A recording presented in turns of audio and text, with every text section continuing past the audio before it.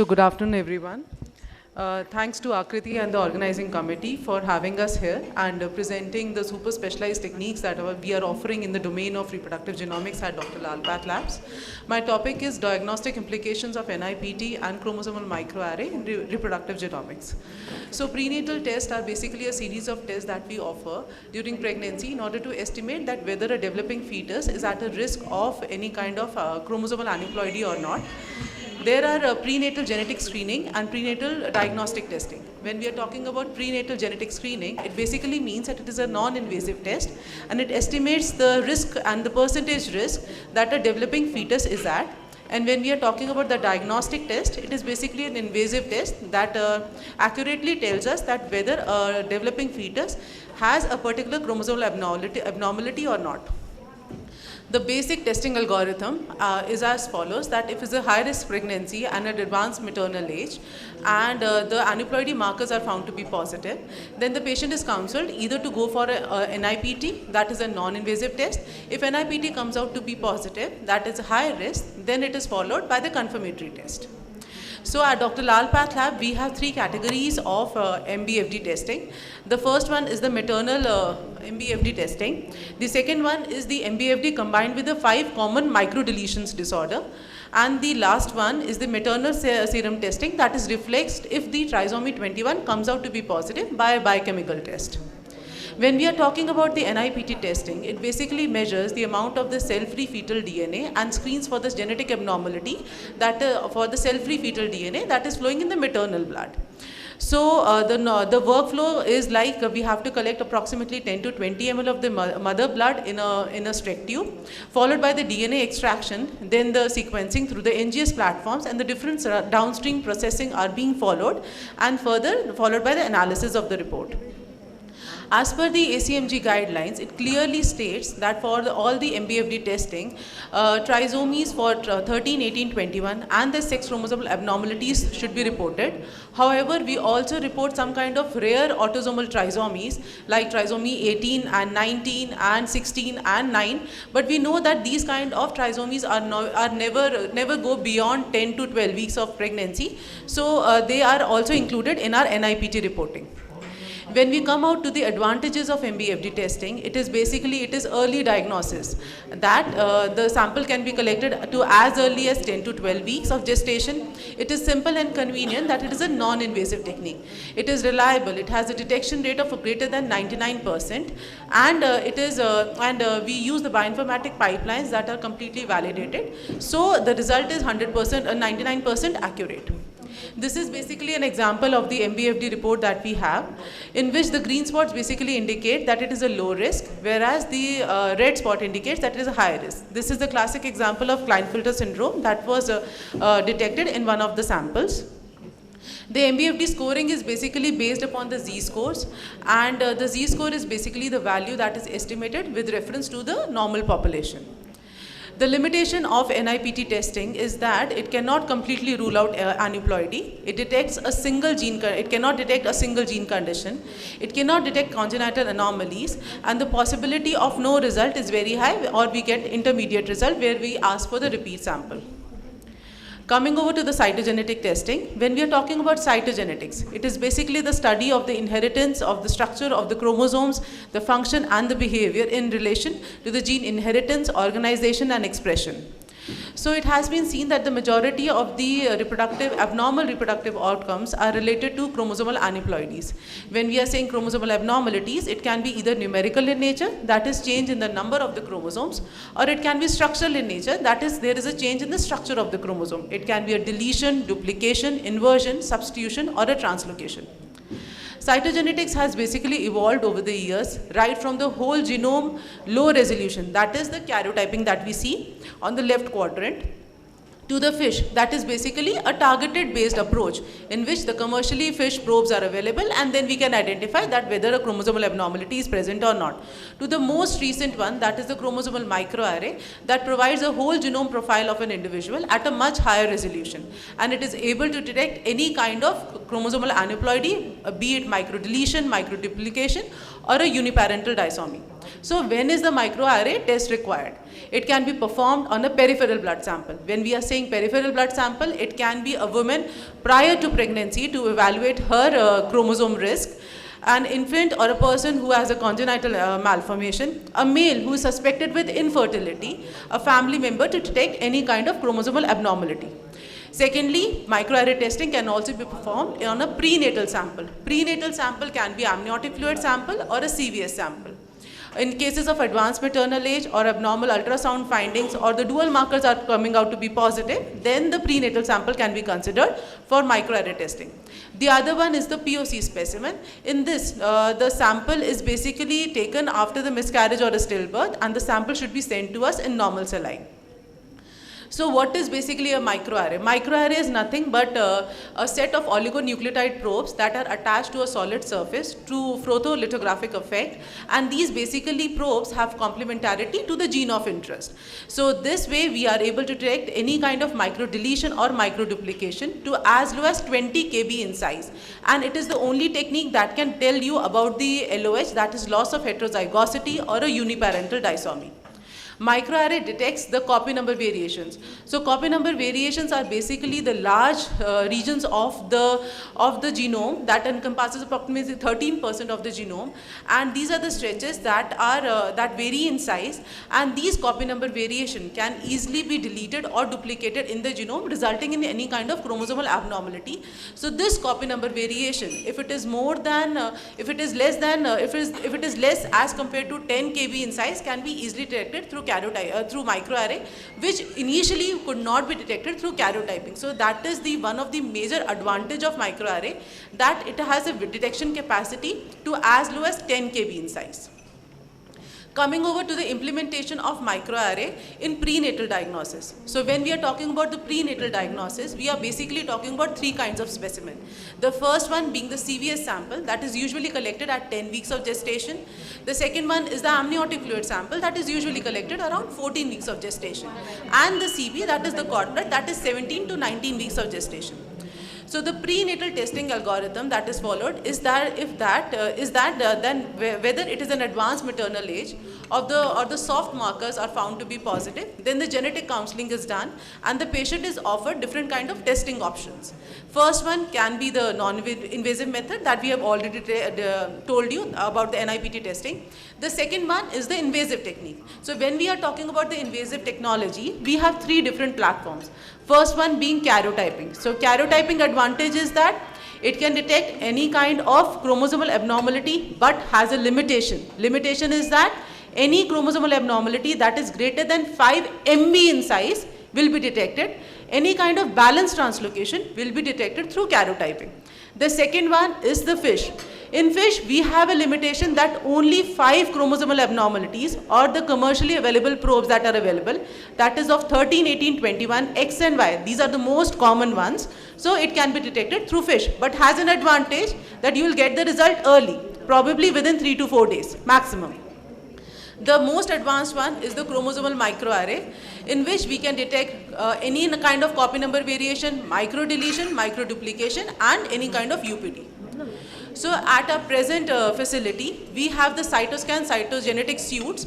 These are suits that are FDA approved platforms. So we have chromosomal microarray for products of conception that is usually offered in the cases of RPL, in the cases of miscarriages, or a child having a previous history of aneuploidies. We have the second platform, that is the chromosomal microarray, specifically for the prenatal testing. It is usually offered in the cases of abnormal ultrasound findings, advanced maternal age, or a pregnancy that has high risk of screening. The third one is the chromosomal postnatal, that is usually offered in the cases of intellectual disability, autism, neurodevelopmental disorders. So this is basically the detection ability of the different cytoscan suits that we are offering. The lowest one being the Optima, that is usually offered in the cases of products of conception. It has a coverage. We are saying that it is the lowest one, but ideally it has a coverage of approximately 18,000 copy number probes. And when we are moving on further, followed by the 750K platform, it has 750,000 copy number probes. The more advanced is the HD platform, that is the high density platform, 2.67, and the most advanced is the Exon, that has 6.56 million copy number probes. The commonly used platforms are the Optima and the 750K because these have the detection capacity of 10 kb. Coming over to the variant classification, once the sample is given to us, it has gone through n number of downstream processing, and then we have the final variants. So how to classify those particular variants? So ACMG has laid down the classifications that on which basis we have to classify the variant as pathogenic or likely pathogenic. Pathogenic means the particular variant that has just 5 minutes. Pathogenic basically means that a particular variant has complete correlation with the clinical history, and likely pathogenic is somewhat similar. So these are the power of SNP array that we have, that it can detect the genomic contamination, mosaicism, and the exact breakpoint detection. I'll skip this slide. We have recently introduced in our department is the QF-PCR. That is, the QF-PCR is able to detect any kind of chromosomal abnormality for all the chromosomes, that is 13, 18, 21, and on an extensive panel we have 16 and 22 chromosome. So any kind of chromosomal aneuploidy in POC and AF samples can be detected. We have also combined the STR based technology for the MCC detection, that is maternal cell contamination will also be figured out that whether sample is positive for MCC or not. So the latest guidelines of ACMG app and clearly states that the microarray should be the first year line of testing for post and prenatal testing. These are the snapshots of the different communities that have stated the advantages of microarray. ACMG guidelines have also been laid down for the cases of UPD, which can be detected through microarray. So I will quickly discuss the cases. These are basically a characterization of an unbalanced translocation that has appeared to us. A female who was 18-year-old, and when the karyotyping was done, a derivative X chromosome was found. This is the karyogram where you can see one normal X chromosome and a derivative X chromosome. When the microarray was performed on it, then it was seen that this derivative chromosome is nothing but an insertion of 11q region of approximately 3 kb, which could not be detected through karyotyping. So this is an advantage of microarray, that we got that what is this derivative chromosome made of and what are the genes that are basically resulting in the unbalanced translocation, giving the patient a hypoplastic uterus and dysplastic ovaries. This is the second case of 22q11.2 deletion. That is a very rare case in a case of an adult, because we know that 22q11.2 is basically associated with DiGeorge syndrome. And this was a lady and who was experiencing recurrent abortions. When the microarray was done, we found deletion of 22q11.2, and then this particular female was advised to go in for amniocentesis on the future conception, and we found that in the prenatal sample that it was positive for DiGeorge. So that is basically 50% risk was high for this female to transmit this 22q11.2 to the offspring. This is another case of NPHP1 deletion in which a proband had a history of short stature and CKD, and however the parents were found to be normal, but when the microarray was done on the proband, then the homozygous deletion of 2q region was found, and this was basically a deletion of NPH1 gene. However, when the parents were when the parents microarray was done, it was a heterozygous deletion. Also in the sibling, it was a heterozygous deletion, indicating that this NPHP1 gene was detected, suggesting a heterozygous deletion of one of the two alleles, indicating that the individual is a carrier of this particular disorder. This is another case of detection of supernumerary marker chromosome, in which the female was 38 years, experiencing RPL, and the male male partner karyotyping was done, in which all the chromosomes were found to be normal, but a marker chromosome was found. So microarray basically helped us to characterize this particular marker chromosome, and this marker chromosome belonged to a region of chromosome 9. This is the last case in which we have detected, apart from the balanced translocation that microarray cannot detect, but these purple bars indicate multiple regions of homozygosity, that is LOH. So this cannot be detected through any other technique.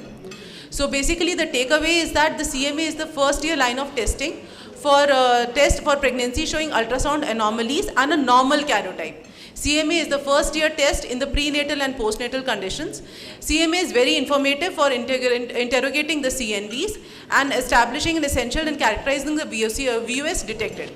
So these are the different genomic test panels that we offer for screening test and the confirmatory test.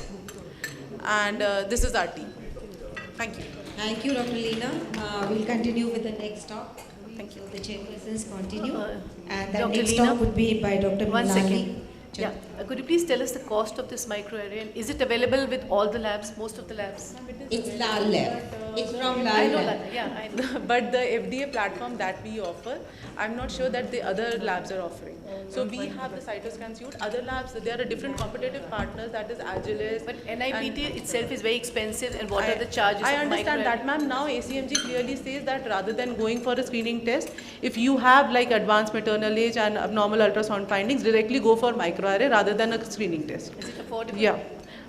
It is affordable. Cost. Invasive technique if there are conditions like abnormal ultrasound findings, advanced. So then you have to go for invasive, because after going from a screening test also then you have to confirm it through the invasive technology. Yeah. So. In NIPT, sometimes the fetal fraction is very low. So Yeah, so we basically do a cutoff for 4% of the fetal fraction, that is acceptable. If it is lower than that, then we have to ask for the repeat sample. for the repeat. Yeah. And one important other thing which I think our audience should know, that if there Use is the mic. device out of, if it's a case of Switch it on. Yeah. if it's a case of twins and one of the fetus disappears, or there is ongoing Yeah, singleton, disappear, yeah. Yes, ma'am. then we have to wait for around 8 weeks Yes, for ma'am. the result to be accurate. After vanishing fetus, yes, we have to do that. Yes, ma'am. We have to wait for it. And microarray from peripheral blood, I did not have a concept actually. Ma'am, Microarray it is you can basic- do from. It's from Is it a? Ma'am, not for the prenatal testing. It No, is but you basically said for the peripheral blood. for You mentioned it, right, For the in your- cases of global developmental delay, once the child is born, so that we have different sections for prenatal, for POCs, and for the cases of postnatal. Like a child is already there and we are experiencing global developmental disorders and intellectual disability. Then microarray is the first choice rather From the than peripheral blood? Yes, ma'am. For the peripheral blood. But suppose there is a case of recurrent abortions and the karyotype of both Of the partners couples is normal. Normal. Yes, ma'am. Then you suggest peripheral blood microarray for the parent? Ma'am, we have a combined test code in which we do get microarray. First is the karyotyping. For the couples, the ideal test is karyotyping in the cases of recurrent pregnancy losses, followed by microarray. But first is the gold standard is karyotyping for the couple. Yeah, karyotype is fine, but microarray, because I have a concept that we can go for whole Ma'am- exome sequencing in that Ma'am, case. but ma'am, see, exome sequencing will tell you about the mutations. Microarray will tell you about the copy number variations and UPT, which the exome sequencing cannot. So yeah, every so technique. peripheral blood you can do microarray. Yes, ma'am. Yes, ma'am. For couple, after karyotyping, we can do microarray. In the cases of global developmental delay, intellectual disability, directly from the child, we have to have the sample, and that is the first year. If microarray comes out to be negative, then it can be followed by exome. Okay.